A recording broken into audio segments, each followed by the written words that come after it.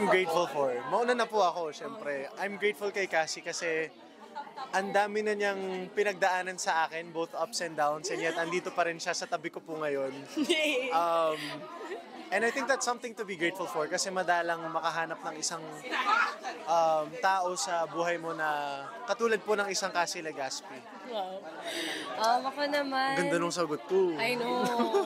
Wait, kasi yung number one that comes to mind ko talaga about Darren is consistency. Consistency talaga with Darren. If he says he'll be there, he will be there. And if he says he's here for you, he will make you feel na andun siya para sa'yo. And that's how I feel with him all the time. Yay!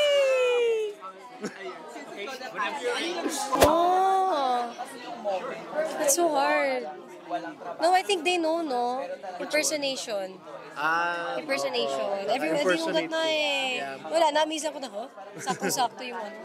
Ayun, impersonation I'd say. But they know that na eh. Ikaw pwede. Na-discover yung talent ni Cassie. Dinedeny niya, well, alam ko naman na po to, pero dinedeny niya lagi na marunong siyang, hindi siya marunong kumanta.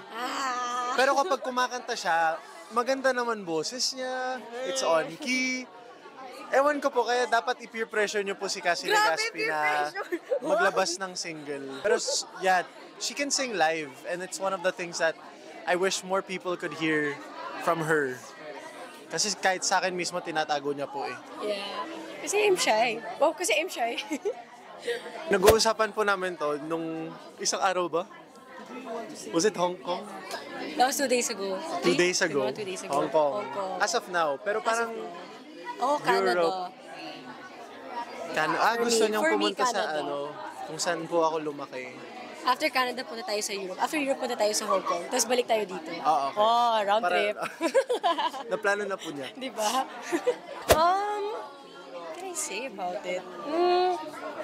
I think it's good na GMA and ABS-CBN are starting to do collaborations.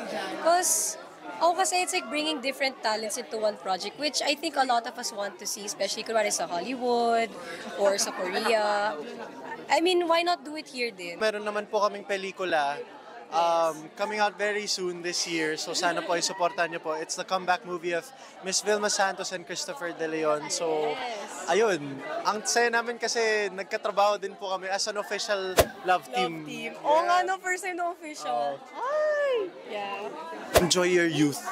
Sabi ni Tito Boy. Enjoy your youth. Yes. Don't take everything too seriously. Enjoy each other's company. Which, I mean, we're doing it naman eh. So, Even si Tita Vilma. yes. Opo. Ayun. Yun lang advice nila. Simple. Take your time and don't take it too seriously. Enjoy the time that you have and don't rush into anything kasi marami pa kayong oras. Yay! Yay! Tama po. Huwag mong i-pressure yung sarili mo na mag-fit sa isang timeline sa utak mo na siguro hindi naman realistic. Minsan, syempre, the time will come where you will figure out where you want to be in life, what you want to do. And siguro sa panahon ngayon, there's so many people bringing other people down because of the accessibility they have on social media. So let's just make social media a better place for everyone din. Amen. No, amen. Thank you po, Papa Awe.